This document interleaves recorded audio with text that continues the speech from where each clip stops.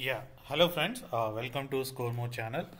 రీసెంట్గా బంగ్లాదేశ్ నుంచి వస్తున్న న్యూస్ ఏంటంటే అక్కడ ఉన్నటువంటి ఎక్స్ ప్రైమ్ మినిస్టర్ అయిన షేక్ హసీనాకి అక్కడ ఉన్న కోర్టు డెత్ సెంటెన్స్ని ఇవ్వాలని చెప్పి జడ్జిమెంట్ ఇవ్వడం జరిగింది.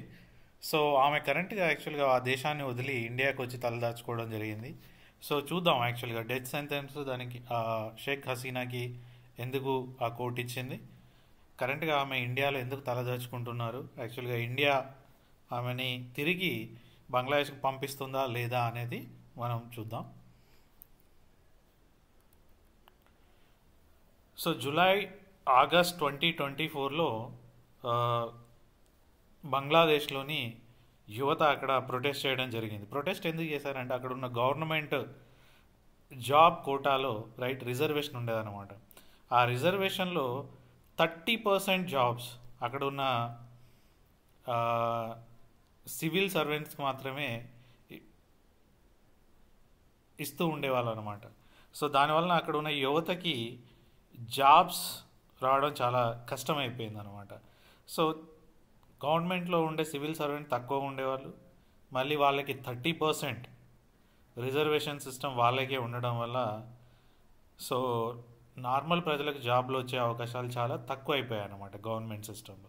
సో అందుకని చెప్పేసి అక్కడ ఉన్నటువంటి students started protest erupting demanding reforms in the government job quota system. So ప్రభుత్వ ఉద్యోగాలలో కోటా వ్యవస్థలో మార్పులు తేవాలని చెప్పేసి వాళ్ళు నిరసనలు ప్రారంభించారనమాట.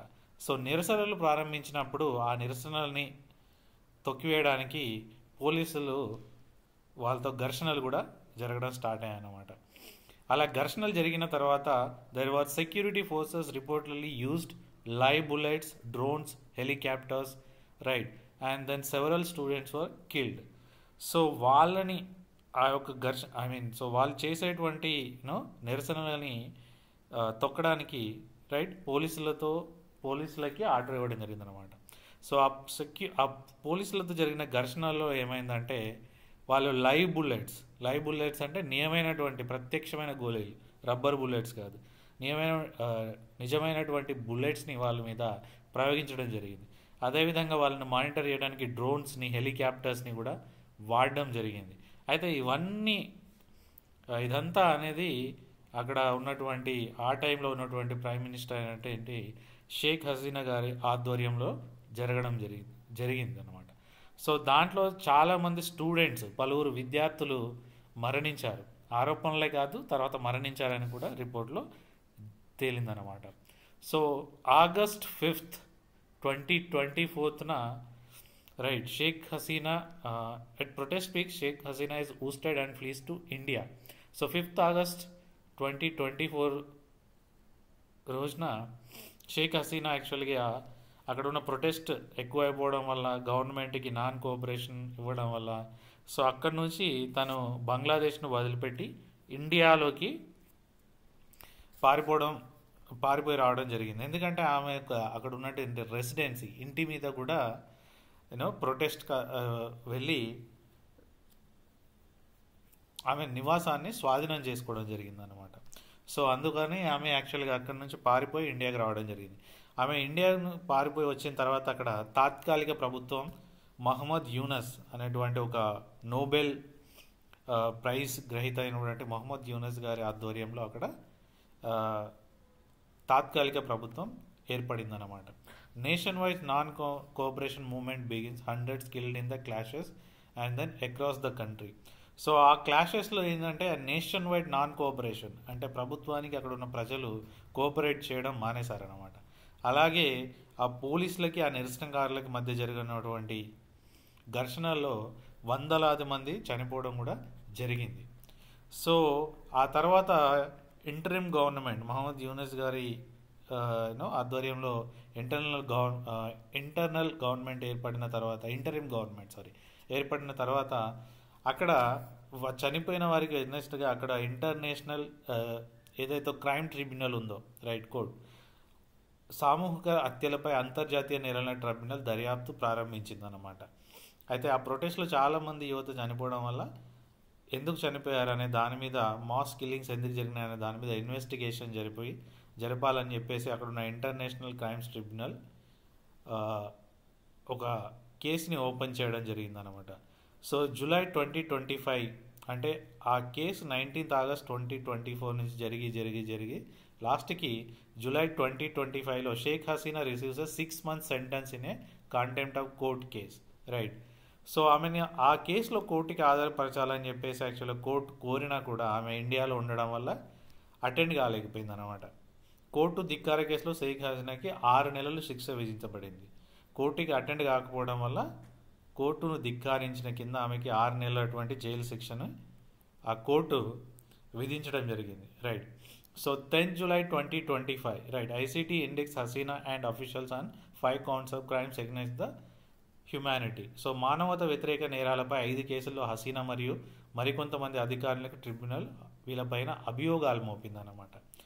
సో 2024 జూలై ఆ టైంలో జరిగినటువంటి ప్రొటెస్ట్లో స్టూడెంట్స్ని, అక్కడ ఉన్న యువతని చంపారని చెప్పేసి షేక్ హసీనాకి మళ్ళీ ఆమె కింద పనిచేసినటువంటి ఆ టైంలో కొంతమంది అధికారుల పైన ఈ ICT, right, criminal tribunal, right, ఏదైతే ఉందో వాళ్ళపైన అభియోగాలు మోపిందన్నమాట. సో చివరికి ట్రయల్ బిగిన్ అయింది. ఆ తర్వాత 3rd August 2025 రోజు evidence presented about killing, lethal force orders and aerial attacks, right. So హాజరు లేకుండానే విచారణ ప్రారంభమైంది. హత్యాకాండలు, రైట్, కాల్పుల ఆదేశాలు, గగనతల దాడులపై సాక్ష్యాలు ప్రవేశపెట్టారనమాట, రైట్. అక్కడున్న స్టూడెంట్స్ పైన బుల్లెట్స్ వర్షాలు కురిపించడం, రైట్, డ్రోన్స్ ఇంకా హెలికాప్టర్లు ఉపయోగించి గగనతలం నుంచి అంటే ఆకాశం నుంచి కూడా అక్కడ ఉన్న ప్రొటెస్ట్ చేసే వారి మీద అటాక్ చేసి వాళ్ళని చంపినట్లు ఎవిడెన్స్ అయితే ఏమున్నాయో వాటిని కూడా ఆ ట్రిబ్యునల్ ముందు అక్కడ ఉన్నటువంటి ఇంటర్నేమ్ గవర్నమెంట్ అక్కడ ఎవరైతే ఆ ఇన్వెస్టిగేషన్ చేశారో వాళ్ళు ఆ సాక్ష్యాలని ఆ కోర్టు ముందు ప్రవేశపెట్టడం జరిగింది. So tribunal complete the hearing of the case 23rd October 2025, ఈ సంవత్సరం లాస్ట్ మంత్ 20th రోజు కేసుకు సంబంధించిన విచారణను మొత్తం ఆ ట్రిబ్యునల్ కంప్లీట్ చేసింది అనమాట.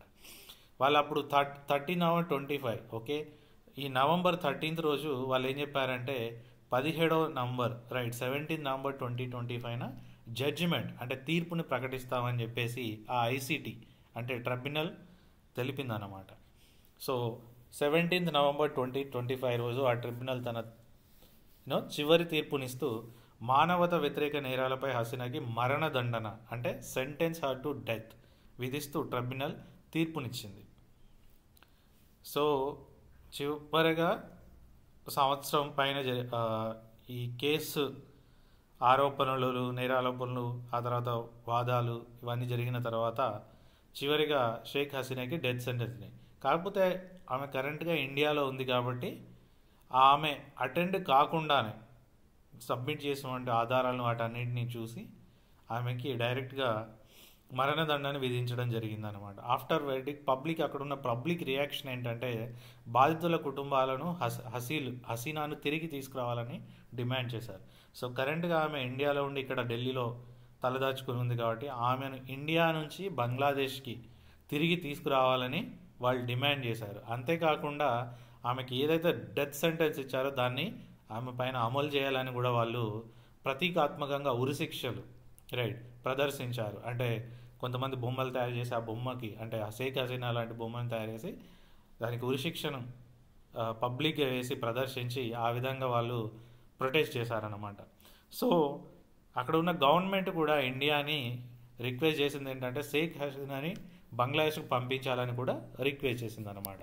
చూద్దాం మన ఇండియన్ గవర్నమెంట్ యాక్చువల్గా షేక్ హసీనాని తిరిగి బంగ్లాదేశ్ పంపిస్తారా లేదా, సో ఇక ముందు ఏం జరుగుతుంది అనేది చూడాల్సిన విషయం. So thank you very much for watching this video. I request all of you to subscribe this channel. So please stay tuned for more videos. Thank you very much for watching this video once again.